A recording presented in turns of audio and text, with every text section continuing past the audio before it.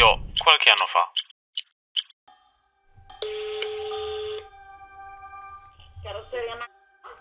Buongiorno, nulla, io avendo una 500 avrebbe bisogno di, non so, qualche lavorazione riguardo la carrozzeria e la verniciatura. Guarda, abbiamo almeno un annetto di attesa. Pronto, buongiorno. Allora, io avrei una 500, avrebbe bisogno di qualche lavoretto. Dipende solo dal tipo di lavoro che bisogna fare. La vediamo, se è il caso la mettiamo sul ponte, vediamo cosa vogliamo fare e se riusciamo ci mettiamo d'accordo. Mi ha chiesto 10.000 euro. Io gli ho detto no.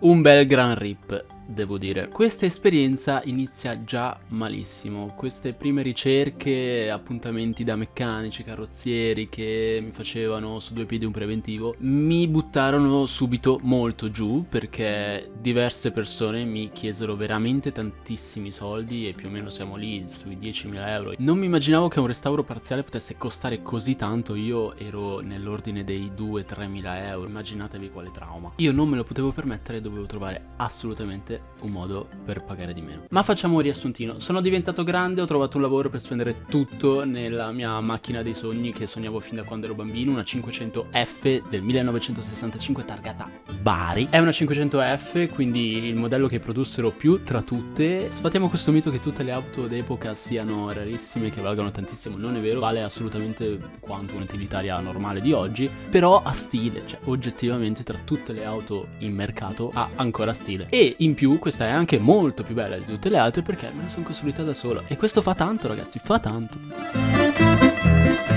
Quando l'ho presa era tutto tranne che a posto. Andava, cioè marciava, o meglio anche marciva, perché alcune parti erano veramente disastrate. In realtà non era necessario intervenire subito, solo che io sono estremamente precisino, quindi nella mia testa pensavo che era assolutamente da fare. A posteriori vi dirò, mi sarei un po' divertito ad usarla senza problemi, senza paura di rovinarla, perché in realtà andava comunque avanti. Tuttavia pensavo che non sarebbe mai stata mia, bensì di qualcun altro, fin tanto che non ci avrei messo le mie mani sopra, quindi finché non ci andavo a lavorare a restaurarla e farla come volevo io. Sono andato avanti con le ricerche, ne ho trovato uno qui nella mia città che sembra un po' più disponibile. Una cosa che mi hanno raccomandato di fare è, e la trovo abbastanza strana, quella di stare addosso e ricordargli di lavorare. E questo, c'è da dire, era un grande campanello d'allarme che io palesemente ignorato. E dopo averla vista mi ha preventivato una somma sui 2-3 mila euro, che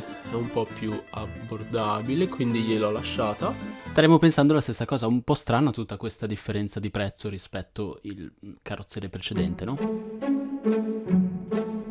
Ebbene, lascio la macchina da questo losco carrozziere che come prima cosa me la solleva sul ponte. Io contentissimo. In questo momento in realtà era difficile fare un'esatta lettura della situazione, dal momento che era sporchissima. L'unica cosa che mi veniva in mente era di pulirla tutta, però diciamo che non ero qui per quel motivo.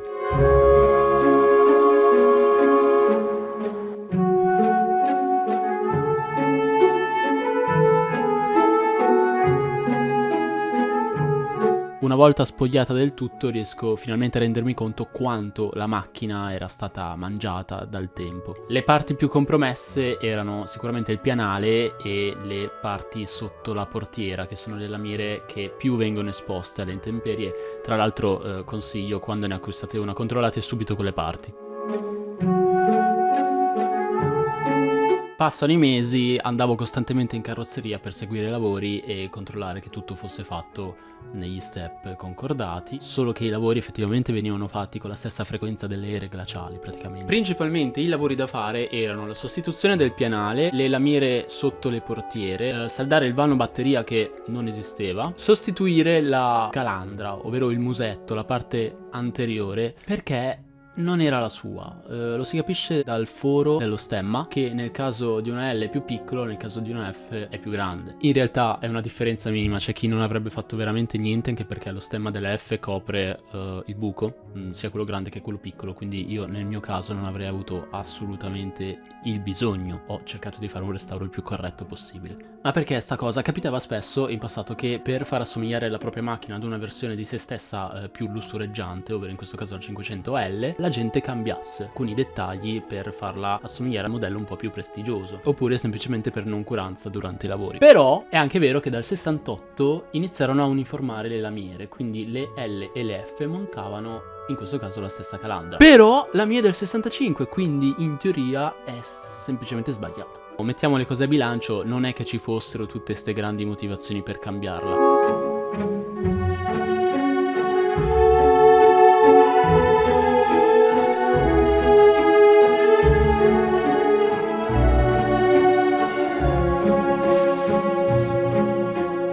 Alla fine della fiera io in realtà non è che ebbi molta voce in capitolo, perché il carrozziere tiro dritto si scordò completamente che io gli avevo fatto questa richiesta, arrivò fino a posare il fondo senza averla cambiata, quindi in quel momento era troppo tardi per cambiarla, perché significava spenderci molto di più. E oggi 10 novembre è ufficialmente mia la 500, perché abbiamo fatto il passaggio di proprietà, ci è voluto un sacco di tempo. Questo non è il libretto, è il coso di circolazione che mi hanno dato, il libretto tristissimo, ordinario, cartaceo, che arriverà, mi farà schifo, lo so, non avrà nulla a che fare con quello di prima. E 2 giorni dopo mi è già arrivato, ora in maniera ufficiale, super ufficiale, è definitivamente ufficialmente mia. Guardate quanto è brutto. E mi hanno regalato pure dei biscotti, quelli sono molto belli però. E quindi niente, dal mio punto di vista da un giorno all'altro la macchina risultava così. E inizialmente mi sembrava bellissima, entro nel forno e la vedo tutta omogenea, tutta verniciata di questo bianco che era il fondo per la posa della vernice. Però piano piano mi avvicinavo ai dettagli ed è proprio sui dettagli che la noncuranza si fa notare. Vernice data dappertutto, sulle guarnizioni che non sono mai state tolte, su stucchi che dovevano essere rifatti, su dettagli che dovevano essere rifiniti e che non sono mai stati fatti. Ad esempio la fuga tra alcune lamiere sono molto importanti perché determinano la correttezza di un buon restauro. Soprattutto l'antirombo con quella linea netta era terribile da vedere, veramente pessimo. Immaginate di dover chiedere ad una persona che avete visto una volta in un anno di rifare tutto, non era proprio cosa. In buona sostanza non ero preso molto sul serio, quindi dopo aver contattato un'altra carrozzeria me la sono portata via.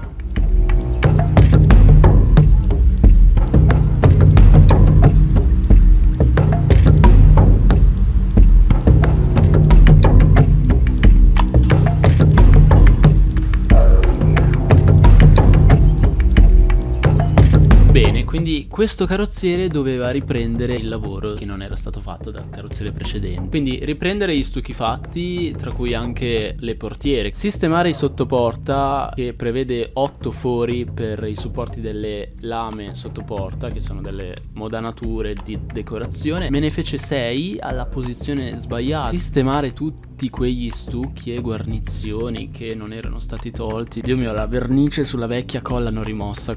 Era. Da questo punto in poi la cosa più bella era che io, quando andavo, effettivamente stavano lavorando sulla mia macchina.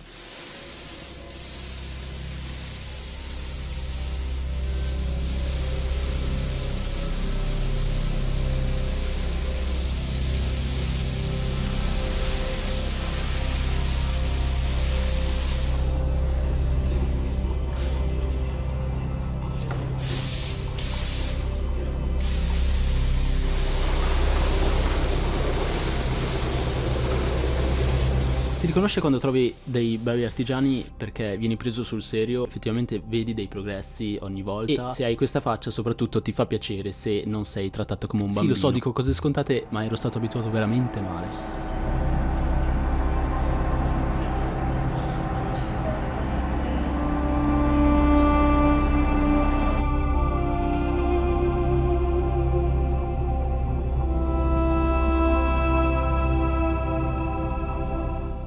Questa cosa qui che vedete si chiama antirombo e rende la carrozzeria resistente a urti, sassi, intemperie, pioggia, eccetera. Ed è bellissima, mi dà un'idea di robustezza che ci navigherei il Mediterraneo a momenti.